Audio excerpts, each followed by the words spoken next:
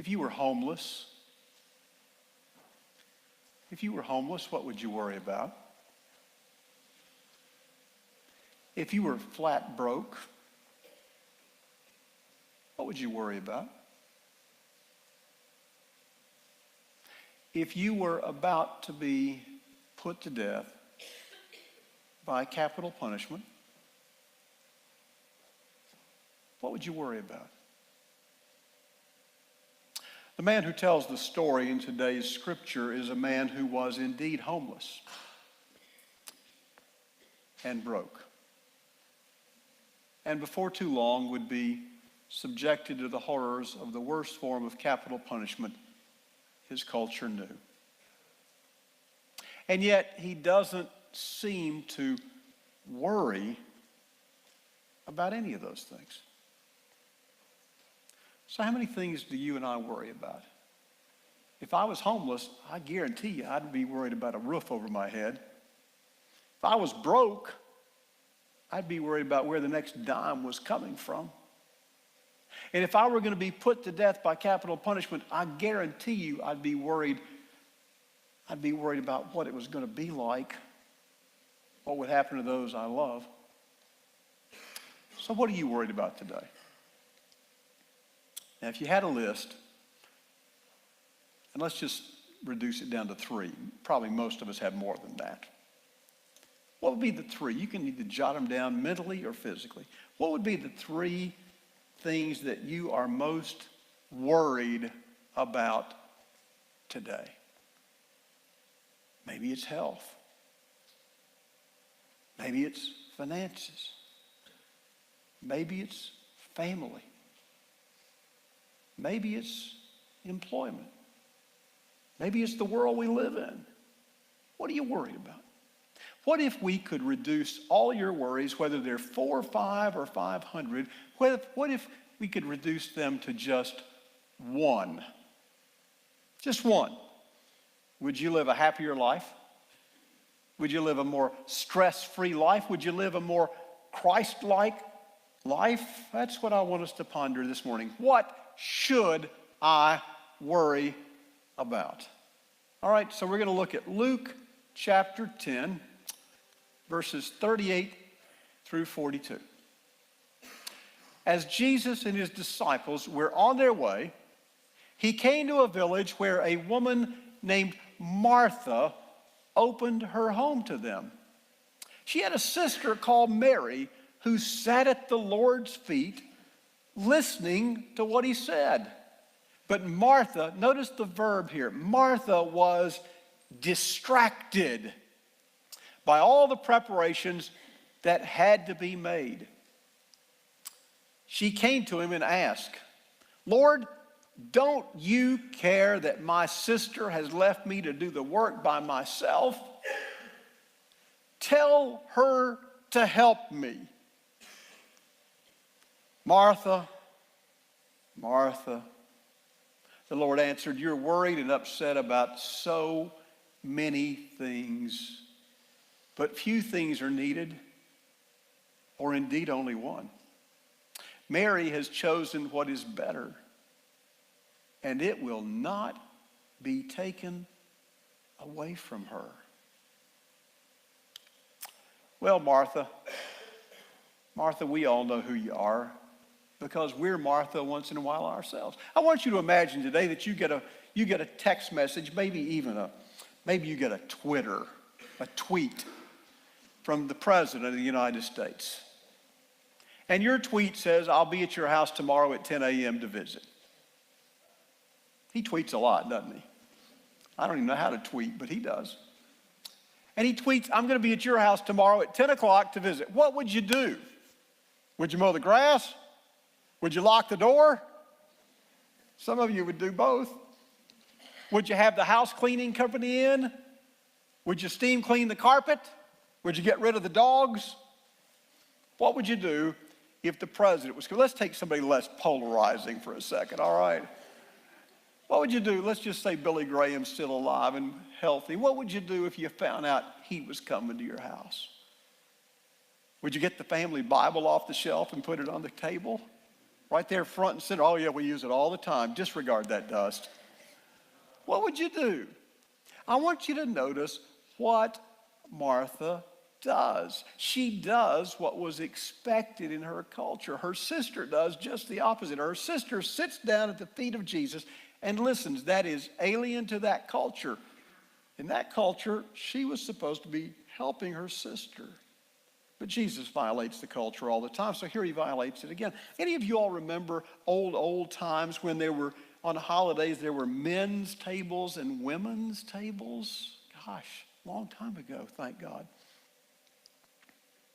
Martha, Martha. Notice how he says it. Martha, Martha. This is proof positive Jesus is a Southerner.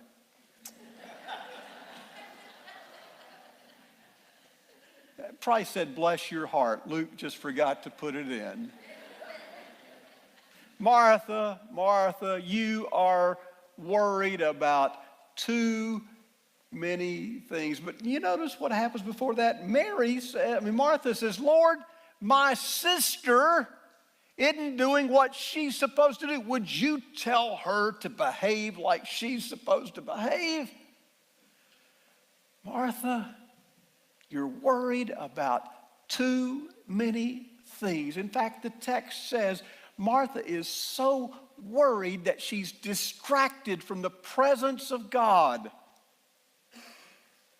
You get that? I hope you get that. Martha is so concerned that everything have passed the white glove test that she can't even acknowledge the presence of God when he's sitting on the floor. You see, Jesus knows a lot about worry. He talks about it a lot. He talks about it in the Sermon on the Mount, which Charles read earlier. And he gives us some general and I think universal lessons about this business of worry. And I want you to revisit those with me this morning. So the first thing I want you to see is this. I got too far all of a sudden. This thing's on. There we go. First thing Jesus says in the Sermon on the Mount is worry never helps anyone. Never, ever, ever helps anybody. In fact, he says it won't add 1 inch to your height or 1 hour to your life. Now, has anybody here ever been productive by worrying? Worry keeps Martha from discovering the teaching of Jesus. Now imagine, you get to spend a couple of hours with Jesus. How are you going to spend it? I don't know about you, but I'm not cleaning the dust off the room. Are you? Worry never helps anybody. Second, Jesus is very realistic. Tomorrow will bring enough worries of its own.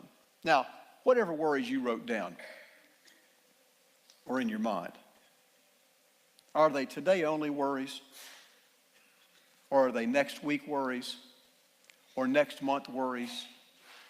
Or next year worries? I want you to see this. Jesus is a very clear-minded realist. He understands all worries are not going to go away forever. But let's deal with today.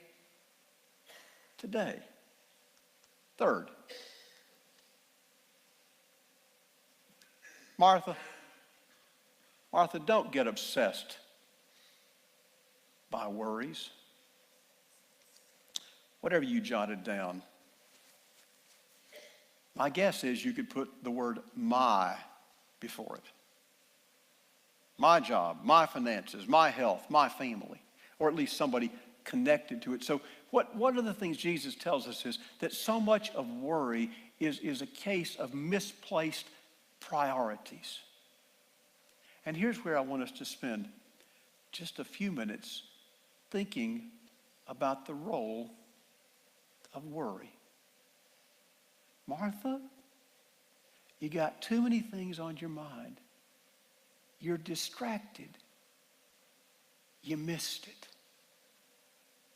Have you ever missed seeing something spectacular because you were distracted? Is anybody ever distracted in our world today?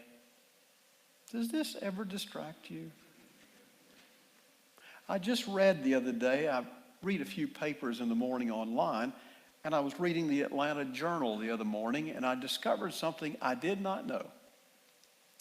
That effective this month, in Georgia, you can't have this in your hand if you're driving. Now, you can have a hands-free device. You can talk through your car radio or whatever, however you do that. My wife knows how to do that, and I don't. So I can't drive in Georgia anymore. Why'd they do that? Why'd they say you can't hold this anymore when you drive? How come? You're what? Distracted. You're distracted. And how many times you look at this thing while you're driving and you get worried? You see what I mean? Distractions. Martha, you are distracted. Mary has chosen one thing, and that one thing is the right thing. Well, what did Mary choose? Mary chose to take the opportunity to learn from the presence of God. Where's Charlie Brown come in? Well, he comes in right here. I'm worried this thing's not going to work. Look at that with me. Can you see it? Linus says, life is difficult, isn't it, Charlie Brown? Yes, it is. But I've developed a new philosophy. Can you see it? If you can, read it with me. I only dread one day at a time. Isn't that a great philosophy? Charles Schulz, who was the creator of Peanuts, was a Christian. He was a Sunday school teacher. And he saw part of writing Peanuts as a way to get the truth of the gospel out in a non-threatening venue. I don't know this for a fact, but I'm willing to wager that he took this from the words of Jesus. Remember what Charles read earlier? Don't worry about tomorrow. For every day, get this with me now, every day has enough troubles of its own. Now, if you made a list